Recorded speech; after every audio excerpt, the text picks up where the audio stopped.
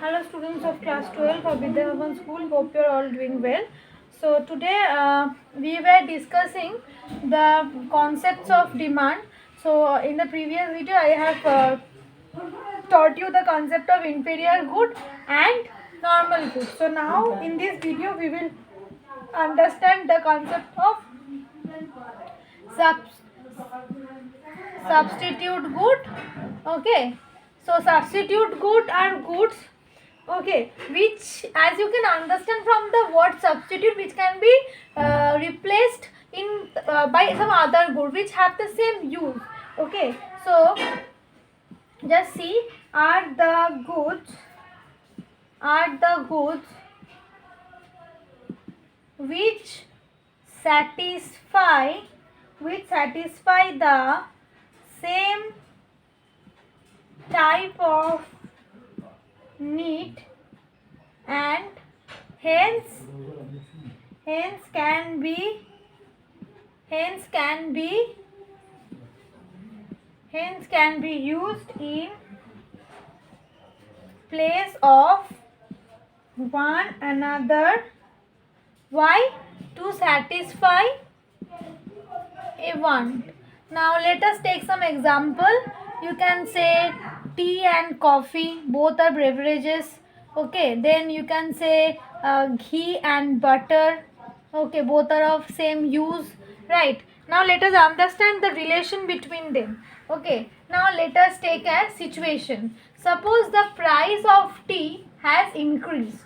So what will you do if the price of tea increases? What we do when the price of any good increases? We generally buy less of that good. So if the price of tea increases, we will demand less of the tea. So the quantity demanded of tea will obviously decrease. Now as tea and coffee are of same use, we will now switch to coffee. We will now demand more of the coffee. Why? Because the price of tea is more. The price of tea is expensive now. So we will buy less expensive good, which is coffee.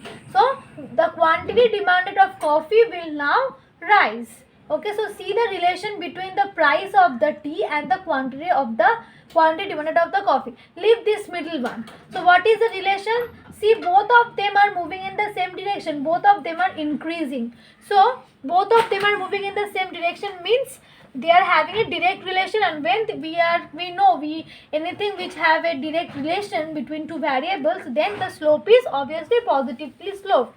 So if I measure here the price of coffee, and in the x-axis if I measure the quantity of price of tea, it will be price of tea and quantity of coffee, then it will be a upward sloping curve. Okay, so this is the relation between a substitute good, positive relation. Okay, positive relation.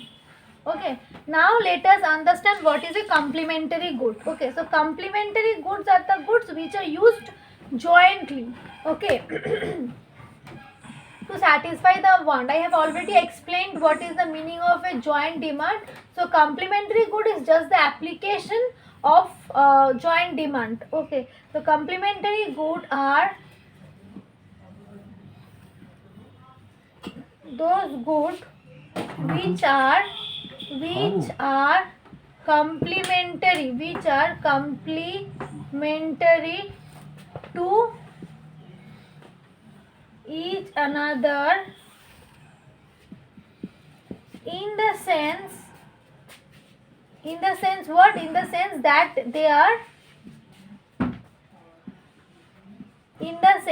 they are jointly used to satisfy want. So let us take an example. Car and petrol is a very good example of complementary good. Then you can take the example of shoes and socks.